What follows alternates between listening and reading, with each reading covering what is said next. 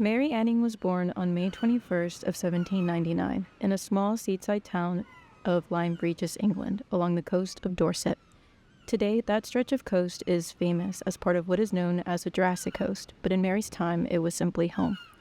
Mary was born into a family that was both poor and deeply shaped by hardship. Her father, Richard Anning, was a cabinet maker, carpenter, and an amateur fossil collector, gathering fossils from the seaside cliffs near their home and selling them as curiosities to tourists and visitors as an important source of income for the family. Richard and his wife Molly were said to have had 9 or 10 children, depending on the source, but only 2 survived adulthood, being Mary and her older brother Joseph. She herself nearly died as a baby.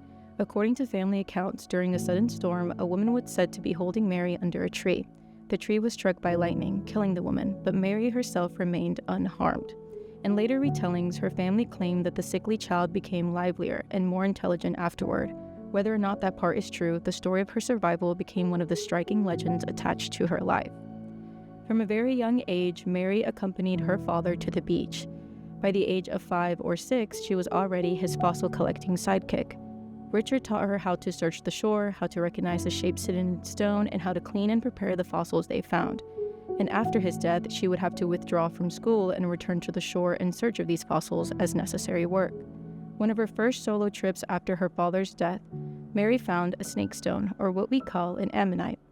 After a successful sale was made to a wealthy woman, the family then began supplementing their resources by selling invertebrate fossils to not just curious tourists, but collectors and scholars. Then came the discovery that would change everything. In the autumn of 1811, when Mary was just 12 years old, her brother Joseph noticed something unusual along the cliffs. Buried in the rock was a strange-looking fossilized skull, unlike anything they had ever seen before. Nearly a year later, she returned to the site and began carefully digging into the cliffside, and over the course of several months, she uncovered the rest of the creature. The skeleton stretched nearly 5 meters long. At the time, scientists struggled to explain what they were seeing. Some thought it resembled a crocodile, others believed strange fossils like this belonged to animals still living somewhere far away. The idea that entire species could disappear was still new and controversial. Georges Cuvier had only recently introduced the concept of extinction, and Charles Darwin's On the Origin of Species would not be published for another 48 years. The fossil Mary uncovered became the subject of intense scientific debate. By around 1820, it was recognized as an extinct marine reptile and named Ichthyosaurus, meaning fish lizard. Despite the name, it was neither fish nor lizard, but a marine reptile that lived roughly 201 to 194 million years ago. The fossil was sold for 23 pounds, roughly about $1,800 today, to a local lord, who then sold it to a major collector. When it was displayed in London, it was evident that it appeared far older than the biblical accounts of creation allowed, and suggested that entire species could vanish from Earth. This forced scientists to reconsider both the age of the Earth and the history of life, helping set the stage for future ideas about evolution. Over the years, Mary Anning would continue to make a series of discoveries that would help shape the very foundation of paleontology. In 1823, she uncovered the first complete plesiosaur skeleton.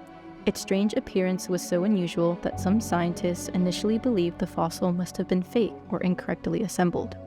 But over time, it became one of the most important and famous fossil discoveries in the 19th century. She also uncovered a rare fossil fish known as Squalorasia, a creature that appeared to be a mix between a shark and a ray. This unusual combination helped scientists better understand the diversity of ancient marine life and provided insight into how different species of fish may have evolved over time. And in the winter of 1828, Mary had uncovered the first remains outside of Germany of what would later be identified as Dimorphodon, a type of pterosaur.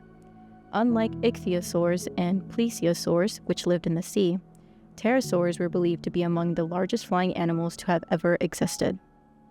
Her discovery was formally described by geologist William Buckland.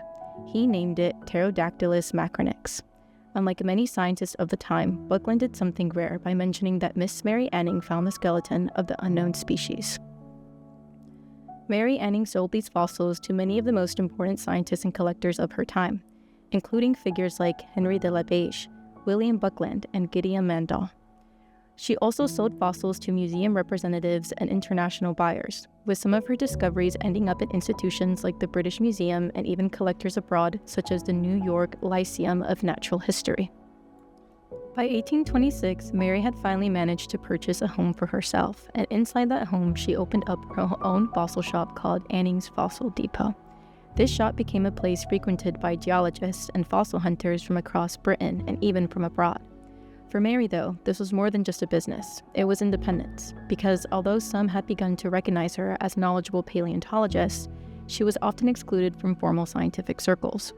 Because of gender and class divisions, when geologists published scientific papers about the fossils she discovered, they rarely mentioned her name, and she was not allowed to join the Geological Society in London.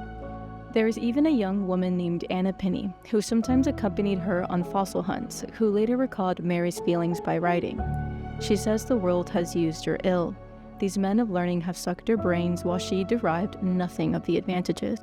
And Mary herself expressed in a letter as quotes, "The world has used me so unkindly. I fear has made me suspicious of everyone." However, Mary continued her work from her small shop in Lyme Regis. During her lifetime, only one piece of scientific writing was ever published under her name, and it wasn't even a formal paper. It was a short letter printed in the magazine of Natural History. The letter had been sent to the magazine's editor after he requested more information about one of her discoveries. In his paper, Charles Worth had described the fossil of a shark jaw, but he had made a mistake.